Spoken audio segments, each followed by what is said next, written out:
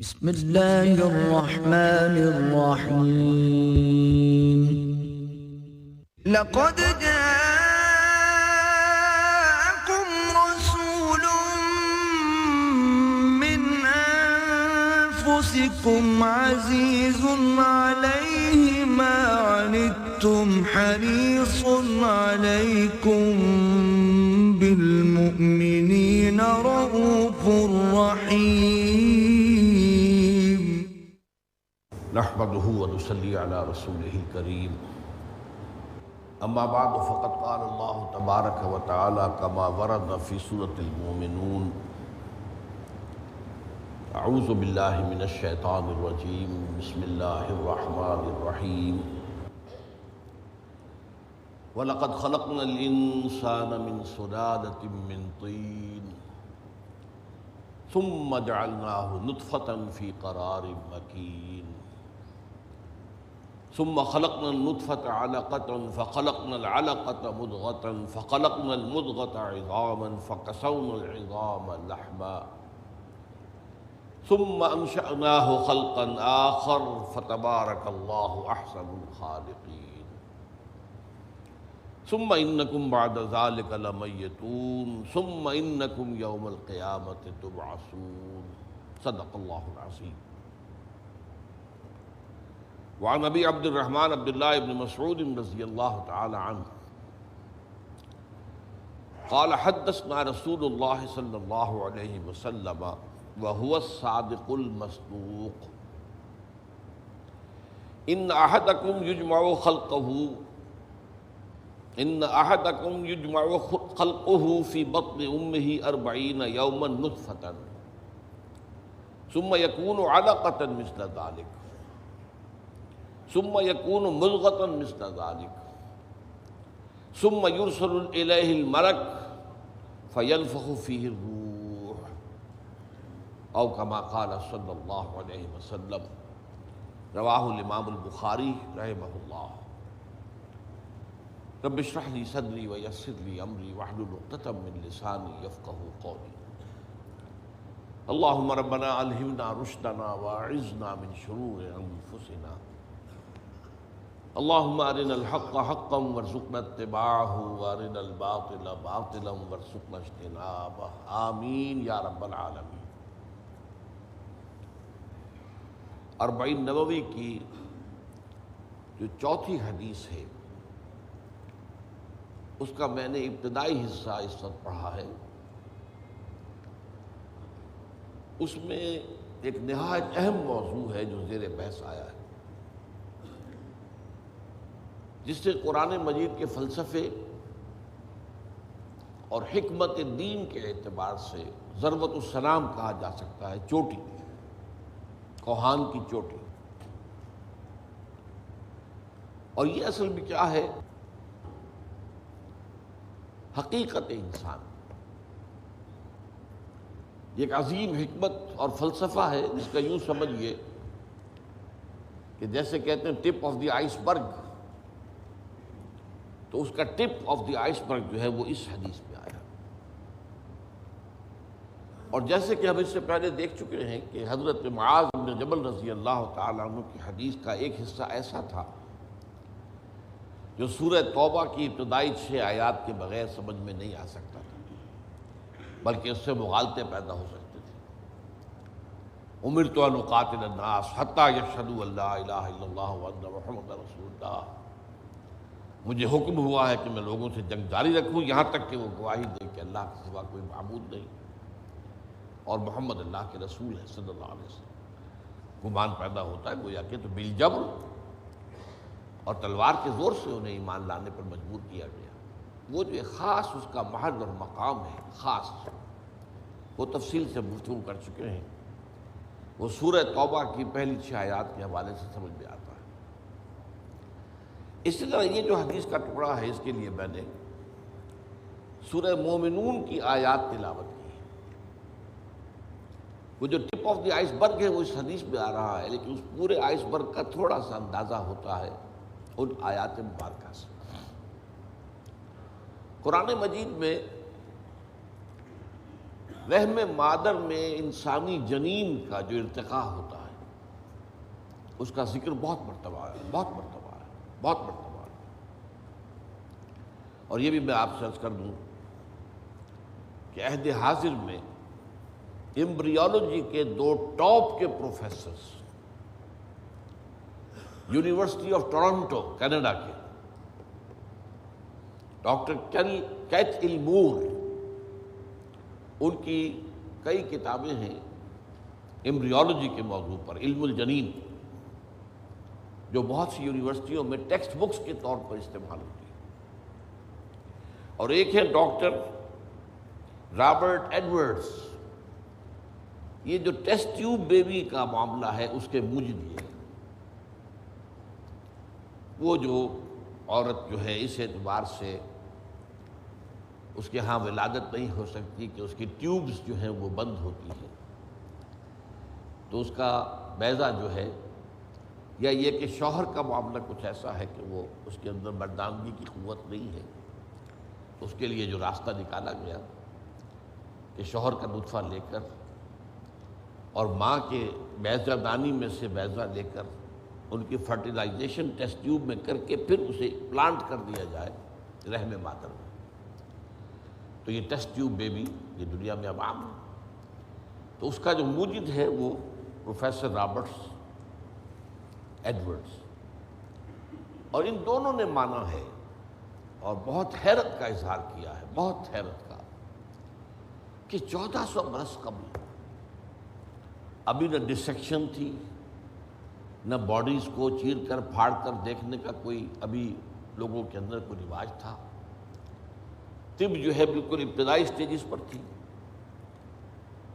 Microscope نہیں تھی۔ اس دور میں علم الجنین کا اس قدر صحیح اندازہ جو قرآن نے پیش کیا ہے، حیران کن۔ اس پر باضابطہ پھر انہوں نے سعودی عرب میں جا کر لیکچرز بھی دیے، ان کی ویڈیوز بھی تیار ہوئی اس پر، اور وہ کہیں مل بھی جائیں گی آپ کو۔ بہرحال یہ جو معاملہ ہے علم جنین اور جو جنین کے ارتقائی مراحل رحم مادر میں، ایک جوڑا جو ہے قرآن مجید میں 2 سورتوں کا، سورہ حج اور سورہ مومنون، اس میں خاص طور پر تفصیل سے ذکر ہے۔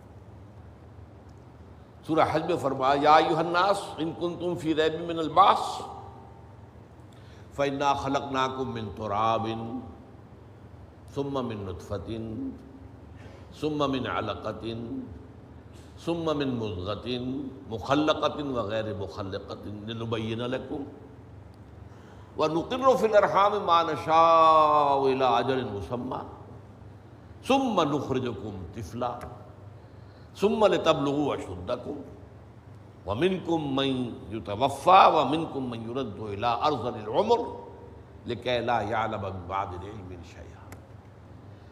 اے لوگو، اگر تمہیں بعث بعد الموت کے بارے میں کوئی شک ہے تو ذرا اپنی تخلیق پر غور کرو۔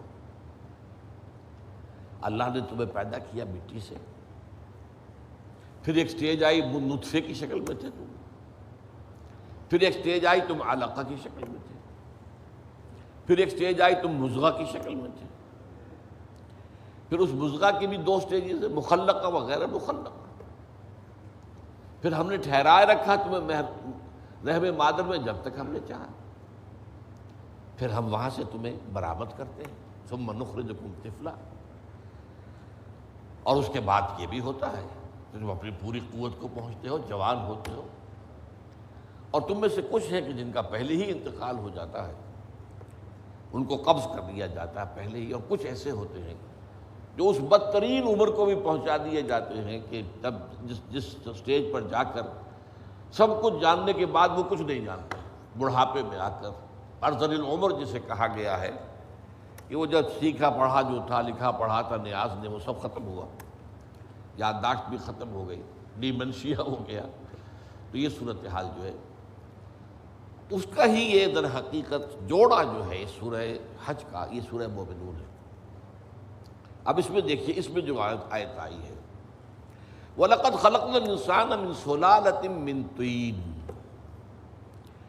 ہم نے انسان کو پیدا کیا ہے گارے کے کشید کردہ جوہر سے، سلالہ کہتے ہیں کسی چیز کو کھینچ لینا. اگر تلوار کو کسی نے میان میں سے کھینچا ہے اسے بھی سلہ یا سلو کہتے ہیں, کھینچ لینا. تو کشید کرتے ہیں آپ عرق نکالتے ہیں کسی چیز کو جو ہے وہ پانی میں ڈال کر پھر اس کے نیچے آگ جلا کر پھر اس کا ایک نظام ہے, اس کا عرق کشید کر لیتے ہیں. تو ہم نے انسان کو پیدا کیا ہے گارے کے جوہر سے, پھر ہم نے اس کو بنا دیا نطفہ اور رکھا اسے ایسے مقام پر جو بہت مضبوط مقام ہے. جعلناہ نطفۃ فی قرار مکین. رحم مادر جو ہے یہ جو ہے رحم ماں کا, اس کی دیوار بڑی مضبوط ہوتی ہے, موٹی ہوتی ہے, اس کے اندر وہ امبیڈڈ ہوتا ہے نطفہ. ثم خلقنا النطفۃ علقۃ, پھر ہم نے اس نطفے کو ایک علقہ کی شکل دی. وہ جب ذرا بڑھتا ہے تو وہ رحم مادر کی دیوار میں سے باہر کو نکل کر بلج آؤٹ کر کے پھر لٹکنے لگتا ہے. علقہ لٹکی ہوئی چیز. ثم فخلقنا العلقۃ مضغۃ, پھر اسی علقہ کو ہم ایک لوتھڑا بنا دیتے ہیں گوشت کا. فخلقنا النطفۃ مضغۃ فخلقنا المضغۃ عظاما, پھر اسی لوتھڑے کے اندر ہڈیاں بنا دیتے ہیں. فکسونا العظام لحما, پھر ہم ان ہڈیوں پر گوشت چڑھاتے ہیں. ثم انشأناہ خلقا آخر, پھر ہم اسے اٹھاتے ہیں ایک اور ہی تخلیق پر. یہ خلقا آخر کیا ہے جس کا اس شان کے ساتھ بیان ہوا. ثم انشأناہ, نشا کہتے ہیں کسی چیز کا اٹھنا, انشاء اٹھانا. ثم انشأناہ, پھر ہم اسے اٹھاتے ہیں خلقا آخر, ایک اور ہی تخلیق پر. فتبارک اللہ احسن الخالقین, تو بڑی بابرکت ہے وہ ہستی اللہ کی جو بہترین پیدا کرنے والی ہے. اب وہی بات ہے جو اس حدیث میں آ رہی ہے. یہ خلقاً آخر کیا ہے اس کا حل ہے در حقیقت کی جو اس حدیث میں آ رہا ہے.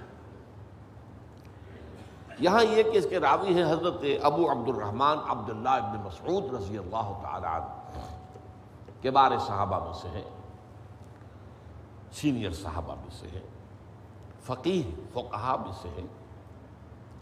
عبداللہ ابن مسعود رضی اللہ تعالی عنہ, ان کی کنیت ہے ابو عبد الرحمن. وہ فرماتے ہیں قال حدثنا رسول اللہ صلی اللہ علیہ وسلم, ہمیں اللہ کے رسول نے یہ بات بتائی. بڑی غیر معمولی بات کیا ہے؟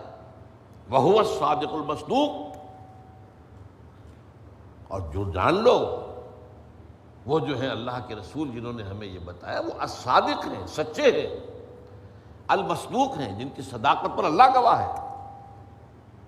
یہ کیوں کہا گیا؟ حالانکہ اور بے شمار روایتیں عبداللہ ابن مسعود سے ہیں, تمہیداً یہ الفاظ نہیں آتے. یہاں کیوں آئے؟ اس لیے کہ ایک خاص ایسی بات سامنے آ رہی ہے جو بہت سے اعتبارات سے, جو اس وقت تک ایک ذہنی سطح تھی انسان کی, جو مادی معلومات, اس کی جو سطح ابھی تک تھی اس کے اعتبار سے وہ کچھ ناقابل فہم سی تھی. لہذا اس پر خاص طور پر تاکید کر کے یاد کر لو یہ کس نے کہا ہے. یہ کہنے والا کوئی ہمہ شمہ نہیں ہے, یہ کہنے والے محمد رسول اللہ ہیں, وہو الصادق المصدوق. اب اس کے بعد حدیث کا متن شروع ہو رہا. ان احدکم یجمع خلقہ فی بطن امہ 40 لیلۃ نطفۃ, تم میں سے ہر شخص کی تخلیق ہوتی ہے اس کے ماں کے رحم میں 40 دن تک نطفے کی شکل میں. ثم یکون علقۃ مثل ذلک, پھر اتنا ہی عرصہ وہ علقہ کی شکل میں ہوتا ہے. ثم یکون مضغۃ مثل ذلک, پھر اتنا ہی عرصہ 40 دن وہ ایک لوتھڑے کی شکل میں ہوتا ہے. جب یہ 40 جمع 40 جمع 40 120 دن مکمل ہو جاتے ہیں, یعنی 4 ماہ. ثم یرسل الملک,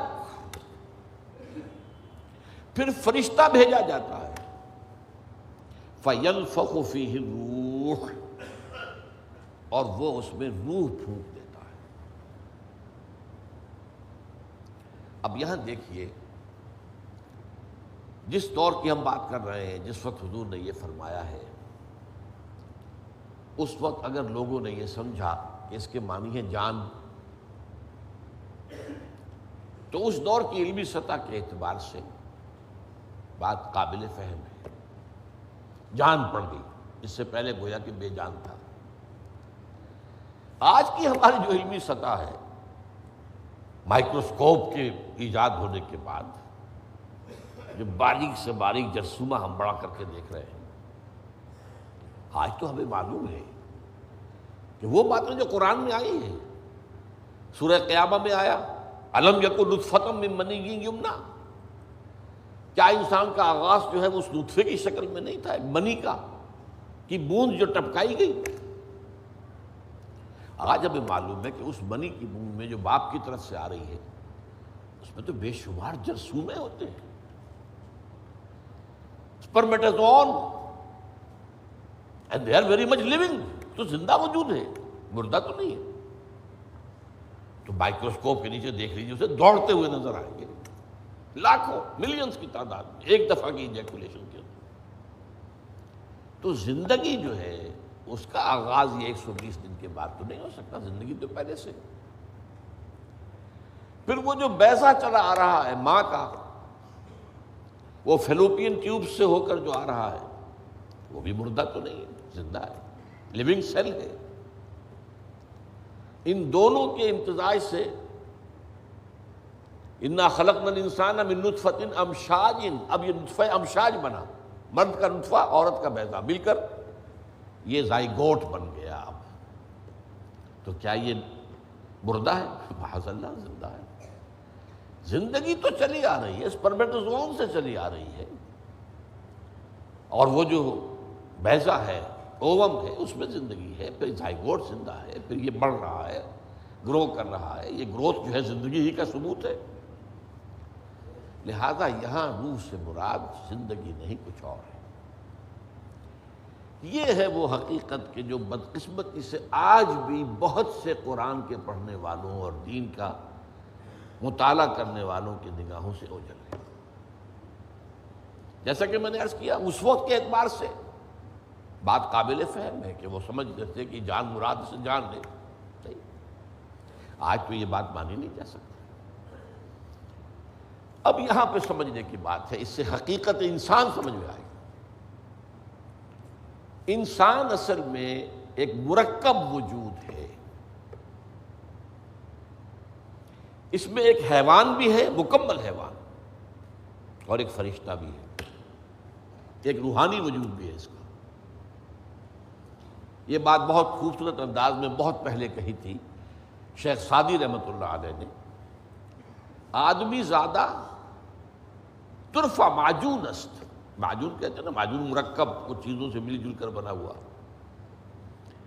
آدمی زادہ ترفع معجون است، از فرشتہ سرشتہ وز حیوان، اس میں فرشتہ بھی پیوست ہے اور حیوان بھی پیوست ہے۔ یہ عظیم حقیقت ہے انسان کے بارے میں، جس کو اگر نہ سمجھا جائے تو حکمت قرآنی کے جو غامض پہلو ہیں، جو گہرے پہلو ہیں، وہ سمجھ میں نہیں آ سکتا۔ آدمی عقیدت کی بنیاد پر، اندھے ایمان کی بنیاد پر، اندھے یقین کی بنیاد پر گزر جائے گا وہاں سے،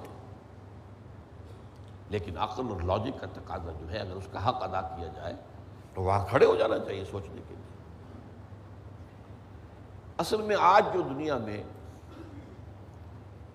جو کریشن آف یونیورس کا تصور ہے، جو تقریباً اب متفق علیہ ہے، کچھ عرصے پہلے تک جس کو ہم کہتے ہیں Newtonian era of physics, Newton کا دور، وہ بابائے فزکس ہے، اس میں کوئی شک نہیں۔ بابائے طبیعیات جو ہے وہ نیوٹن ہے، اگرچہ اس کے بعد ایک انقلاب عظیم آئنسٹائن کے ذریعے سے آیا۔ اب یہ آئنسٹائن کا دور ہے جس میں ہم سانس لے رہے ہیں، لیکن یہ کہ بابائے طبیعیات نیوٹن۔ اس نیوٹونین فزکس نے جو تصورات پیدا کیے تھے، اس کا ذہن میں یہ نقشہ تھا کہ یہ کائنات ہمیشہ سے ہے اور ہمیشہ رہے گی، مادہ ہمیشہ سے ہے اور ہمیشہ رہے گا، میٹر از انڈسٹرکٹیبل، مادہ ختم ہو ہی نہیں سکتا، وغیرہ وغیرہ وغیرہ وغیرہ، بڑی تفصیل میں نہیں جا سکتا۔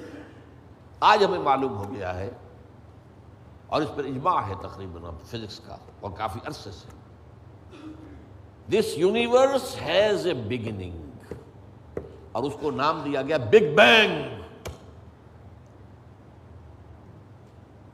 کتنے بلینز اینڈ بلینز اگو، ایئرز اگو، ایک بہت بڑا دھماکہ ہوا تھا، بگ بینگ، اور اس سے کائنات کا آغاز ہوا۔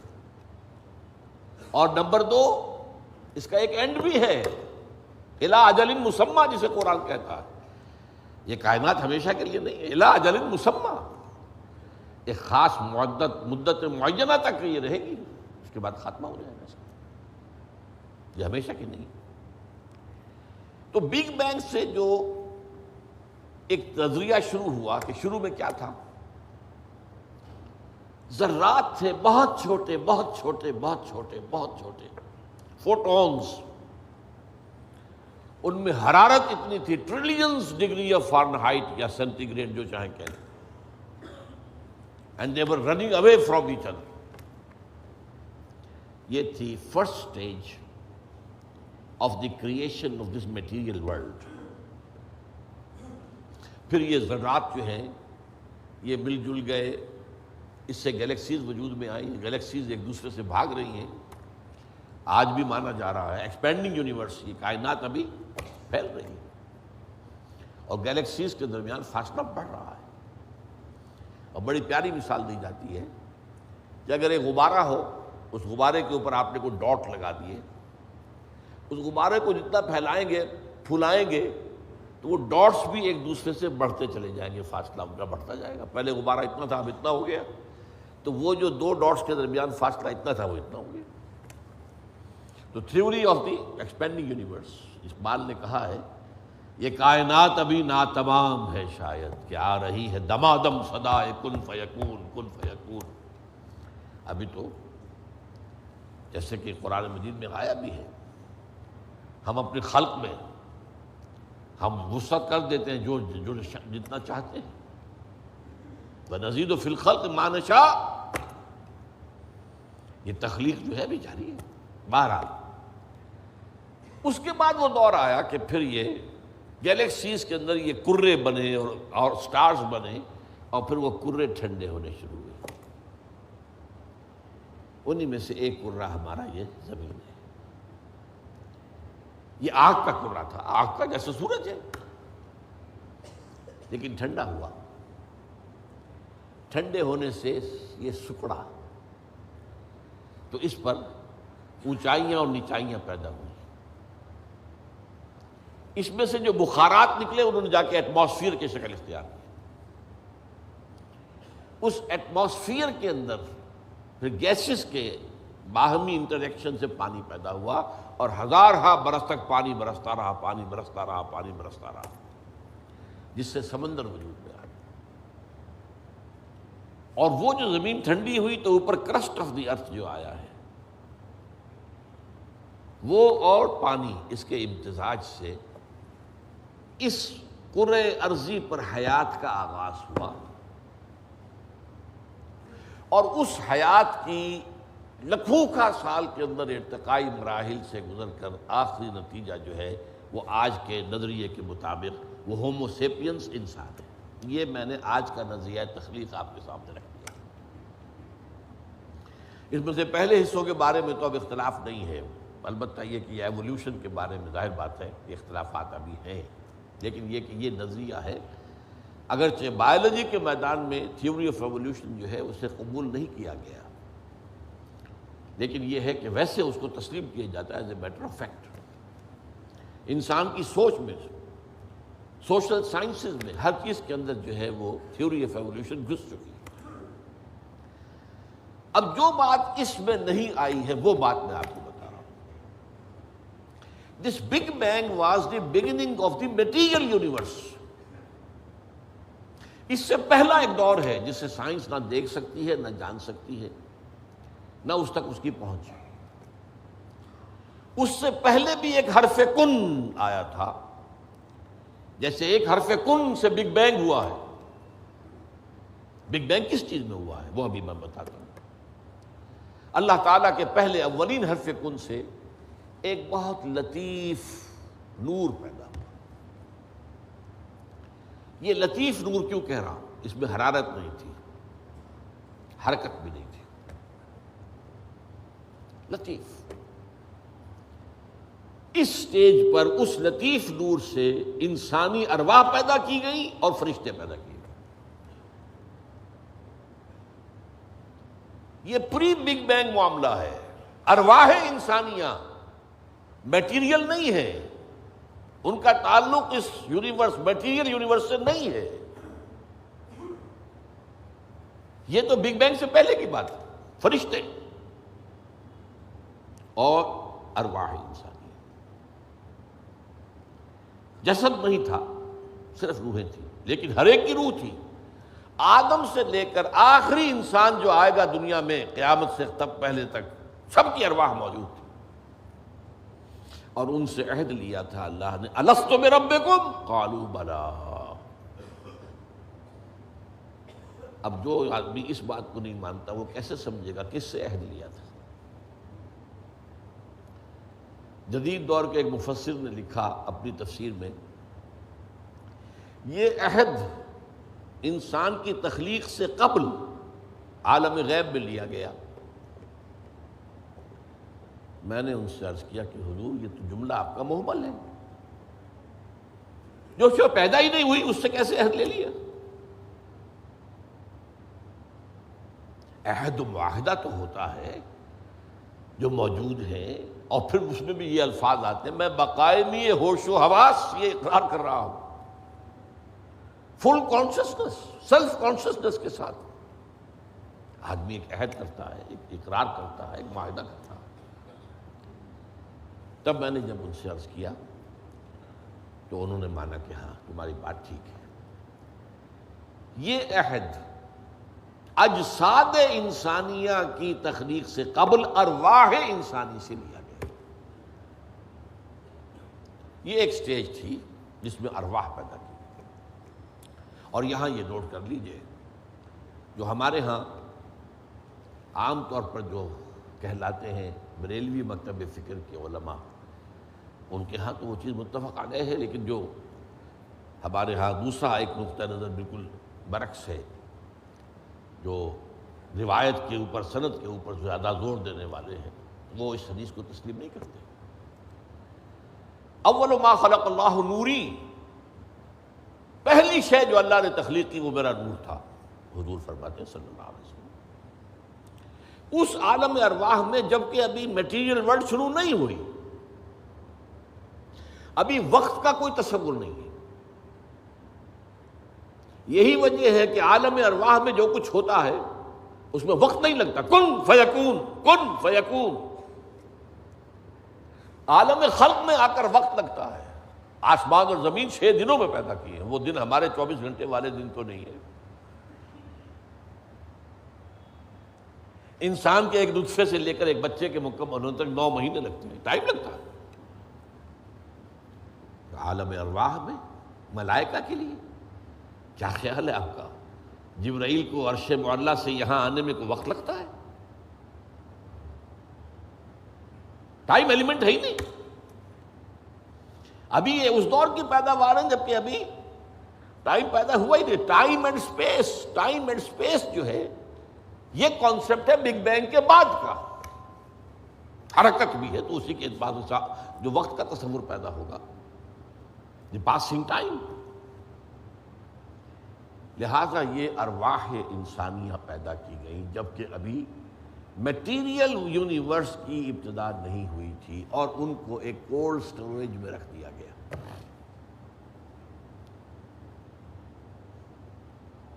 اب اس کے بعد وہ لمبا سفر، یہ جو تنزلات اور ارتقاء، یہ اصل میں 2 اصطلاحات آتی ہیں۔ ہمارے پرانے فلسفیوں نے بھی تو آخر کوشش کی تھی نا، سائنس تو ابھی نہیں تھی، سائنس کا تو ابھی تک جو ہے معلومات کا دائرہ بہت ہی محدود تھا، لیکن یہ ہے کہ تنزلات ستہ، تنزلات خمسہ، الاحد سے الواحد وغیرہ، یہ ذہنی خیالات تھے، یا عقل اول سے فلک اول اور عقل ثانی پیدا ہوئی، عقل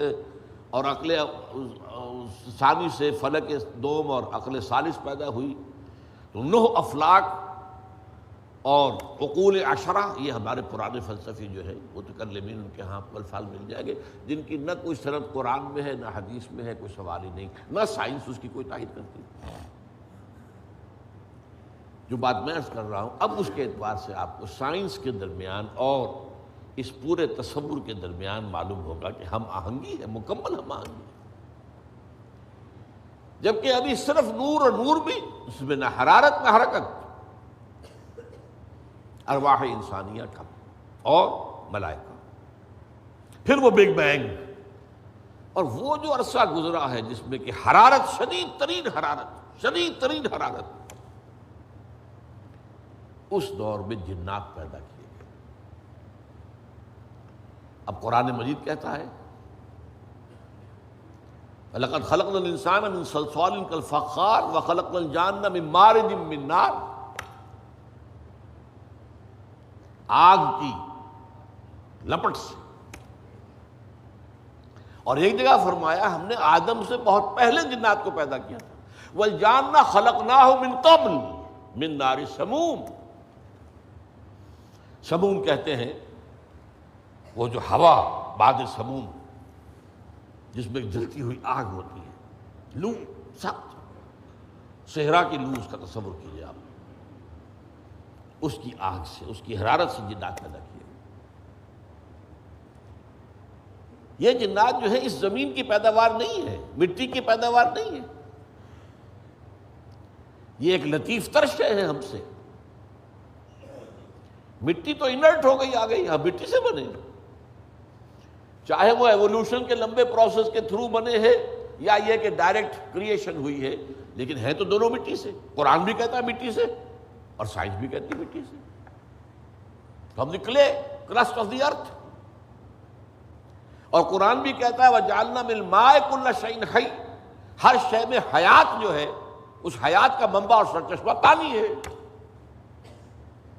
مادہ تخلیق جو ہے حیوانات ارضی کا، جن میں انسان بھی شامل ہے، وہ تو ہے مٹی، لیکن منبع حیات پانی۔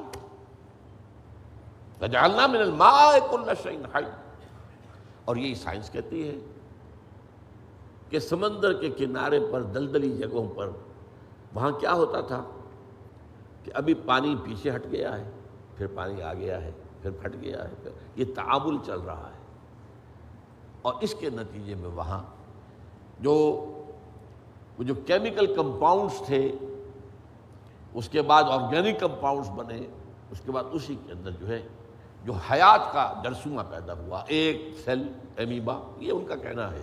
میں اس وقت اس کی نہ تصدیق کر رہا ہوں نہ تردید کر رہا ہوں، جو بتا رہا ہوں آپ کو کہ دونوں کا ایک یہ جو ہے بات متفق علیہ ہے کہ مٹی سے اور پانی سے بنے، اس میں کوئی اختلاف نہیں۔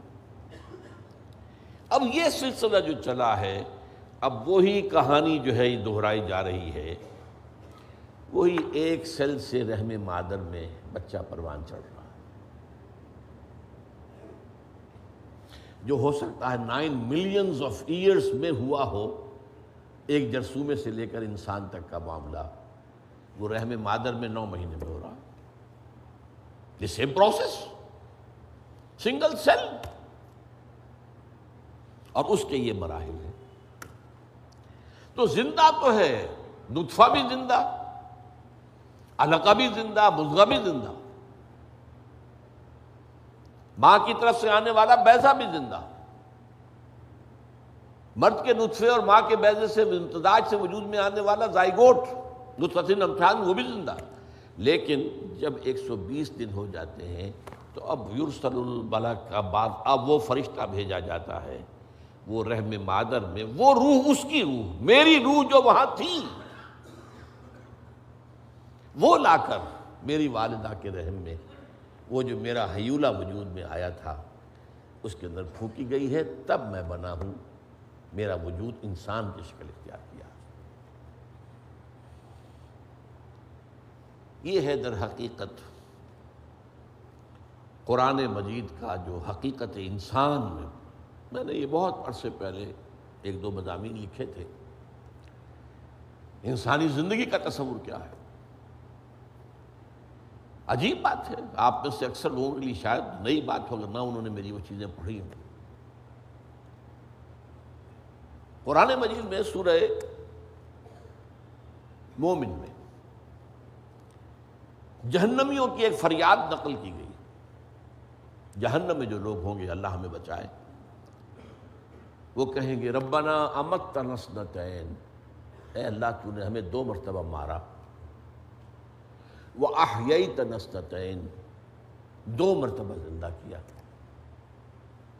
فَاعْتَرَفْنَا بِذُنُوبِنَا، اب ہم نے اپنے گناہوں کا اعتراف کر لیا، فَهَلْ إِلَىٰ خُرُوجٍ مِّن سَبِيلٍ، تو اب یہاں سے نکلنے کا بھی کوئی راستہ ہے؟ Is there any other stage to come؟ یہ 2 مرتبہ مارنا، 2 مرتبہ جلانا، یہ کیا ہے؟ تخلیق ہوئی عالم ارواح میں، اور پھر ہم سلا دیے گئے۔ موت اور نیند ایک شے ہے، بہنے ہیں آپس میں۔ میرے نزدیک دی بگیسٹ ٹریجڈی،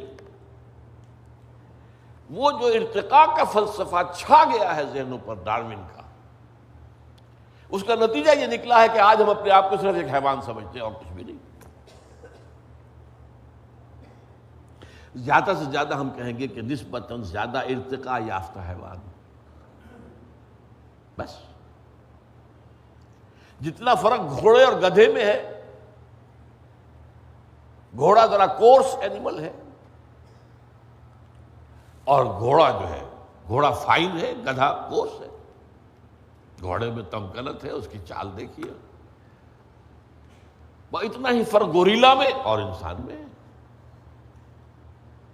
کوئی ایسنشل ڈفرنس نہیں ہے، نوعیت کا فرق نہیں ہے، کمیت کا فرق ہے۔ نتیجہ کیا نکلا؟ آج ہم اپنے وجود سے، اپنی عظمت سے مستعفی ہو چکے ہیں، حیوان۔ لہذا ہم سارا جو سبق حاصل کر رہے ہیں، رہنمائی، وہ حیوانوں کی زندگی سے حاصل کر رہے ہیں۔ حیوانوں میں تو کوئی فرق نہیں ہے، ماں بیٹی، بہن بیوی کا کوئی فرق ہوتا ہے؟ یہ خامخواہ ہم نے، یہ باقاعدہ لٹریچر ہے، یورپ میں پیدا ہوا ہے، یہ ہم نے خامخواہ اپنے اوپر بندشیں لگا لی ہیں۔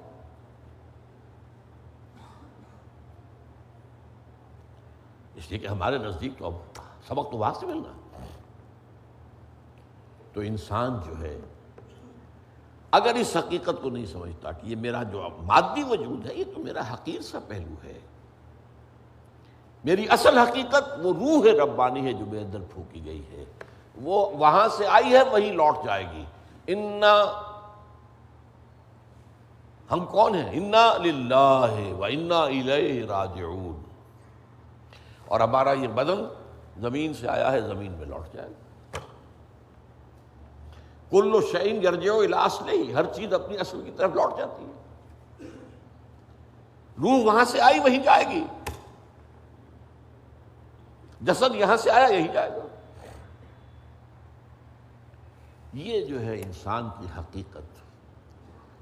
میں آپ سے عرض کر رہا تھا نا کہ ڈارون کا نظریہ جو ہے وہ ثابت نہیں ہو سکا ہے، اس لیے کہ اصل میں ارتقاء ڈارون کا نظریہ نہیں ہے، یہ بات غلطی ہے۔ جن لوگوں کو ان موضوعات سے دلچسپی ہو، یہ 2 کتابیں پڑھیں، چھوٹے چھوٹے سی کتاب ہیں، مشکل، ذرا ثقیل ہے، بھاری ہے۔ ایک تو ہے زندگی، موت اور انسان، ایک ہے ایجاد و ابداع عالم سے عالمی نظام خلافت تک، تنزلات و ارتقاء کے مراحل۔ تو اصل میں تو فلسفہ ارتقاء تو مولانا روم کے ہاں موجود ہے، کھل کر موجود ہے۔ ہمارے بڑے حکماء میں سے ابن مسکویہ وہ ہے جس نے سب سے پہلے فلسفہ ارتقاء پیش کیا۔ ڈارون کا تو ابھی 10 پشتیں بھی نہیں ہوگی وہاں اس وقت موجود۔ ڈارون نے ارتقاء کی توجیہ کی ہے، وہ فلسفہ اس کا وہ غلط ہے، وہ ثابت نہیں ہو سکا۔ وہ کیا ہے کہ ہر حیوان جو ہے اپنے ماحول کے ساتھ ہم آہنگی پیدا کرنا چاہتا ہے، اور ماحول کے اثرات سے اس کے وجود کے اندر کچھ تغیر و تبدل پیدا ہوتا ہے۔ یہ چھوٹی چھوٹی تبدیلیاں جو ہوتی ہیں نسل بعد نسل منتقل ہو کر ایک نئی سپیشیز وجود میں آ جاتی ہے۔ اوریجن آف سپیشیز اس کی کتاب کا نام ہے۔ یہ ثابت نہیں ہو سکا، ایکوائرڈ کریکٹرز کے بارے میں ثابت نہیں ہو سکا، وہ انہیرٹ نہیں ہو سکتے، لہذا فلسفہ جو ہے ثابت نہیں ہو سکا۔ وہ تھیوری تو ہے لیکن اسے عین خاص جو اس کا میدان ہے بایولوجی، اس کے میدان میں اسے مانا نہیں جاتا۔ میں اس کا حیوان انسان کی حد تک اس ارتقاء کا قائل ہوں، اور توجیہ کیا ہے؟ ہر نئی سپیشیز کے لیے اللہ کا ایک نیا حرف کن آتا ہے۔ حرف کن وہ جانتے نہیں، نہ اللہ کو جانتے نہ اللہ کے حرف امر کن کو جانتے۔ انما امرہ اذا اراد شیئا فانما یقول له کن فیکون۔ ارتقاء جو ہے اس کا اصل سبب یہ ہے۔ لیکن آج کی جو ہمارا آج کا سبق کا حاصل ہے وہ کیا ہے کہ انسان ایک مرکب وجود کا حامل ہے، ایک اس کا مادی وجود ہے، ایک اس کا روحانی وجود ہے۔ اصل انسان وہ روحانی وجود کا نام ہے، وہ ہے جس کے سامنے فرشتے جھکائے گئے، ورنہ تخلیق کے اعتبار سے تو انسان سب سے نیچے ہے۔ جن ہم سے بہت اونچے ہیں، آگ سے پیدا کیے گئے، اور بہت لطیف ان کا وجود ہے، وہ ہمیں نظر نہیں آتے، وہ اپنی شکلیں اختیار کر سکتے ہیں، اور وہ بہت دور تک جاتے ہیں، آسمانوں تک کی خبر لے کر آتے ہیں، اس لیے کہ وہ اس دور میں پیدا ہوئے ہیں جبکہ ابھی گیلیکسیز وجود میں آ رہی تھی۔ ہم تو جاتے ہیں تو بڑے بڑے جو ہے راکٹ بنا کر، اور بڑے جو ہیں جو ہم لے کر بڑی مشکل سے چاند تک پہنچ گئے، اب کہتے ہیں پتہ نہیں وہ قدم اس میں اترا رکھا بھی تھا کہ نہیں رکھا تھا۔ وہ جاتے ہیں بہت دور دور تک جاتے ہیں۔ جنات کا معاملہ، اب جن کون ہیں، کس طرح ہیں، یہ سمجھ میں نہیں آئے گا، لیکن یہ میرے اس پورے فلسفے سے سمجھ میں آ رہا ہے۔ وَالْجَانَّ خَلَقْنَاهُ مِن قَبْلُ مِن نَارِ السَّمُومِ۔ ان کا معاملہ یہ ہے، انسان اس کے اعتبار سے پست ہے، اسی لیے تو کہا تھا عزازیل جو تھا، ابلیس کون تھا؟ جن تھا۔ میں کیسے اسے سجدہ کروں؟ انا خیر منہ، میں اس سے بہتر ہوں آدم سے۔ خلقتنی من نار وخلقتہ من طین، مجھے تو نے پیدا کیا آگ سے، اسے پیدا کیا مٹی سے۔ مٹی انرٹ شے ہے، بس پستی کی شے ہے۔ شوخ و گستاخ یہ پستی کے مکی کیسے ہیں، اقبال نے کہا ہے جواب شکوہ میں۔ تو یہ آدم تو بہت پست ہے مجھ سے۔ وہ اس روح کو نہیں سمجھ سکا کہ آدم کو عظمت، دو جگہ قرآن میں یہ ہے کہ فرشتوں سے ہم نے کہہ دیا تھا انی خالق بشرا من صلصال من حمأ مسنون فاذا سویتہ ونفخت فیہ من روحی فقعوا لہ ساجدین۔ جب انسان کی تخلیق مکمل کر لوں، اس کی نوک پلک سنوار دوں، اور اس میں اپنی روح میں سے پھونک دوں، تب گر پڑنا اس کے سامنے سجدے میں۔ یہ مضامین جو ہیں یہ بڑے گہرے مضامین ہیں۔ بدقسمتی سے آج ہم چیزوں سے بہت دور چلے گئے ہیں۔ اسی لیے قرآن مجید میں سورہ حشر میں فرمایا گیا وَلَا تَكُونُوا كَالَّذِينَ نَسُوا اللَّهَ فَأَنسَاهُمْ أَنفُسَهُمْ۔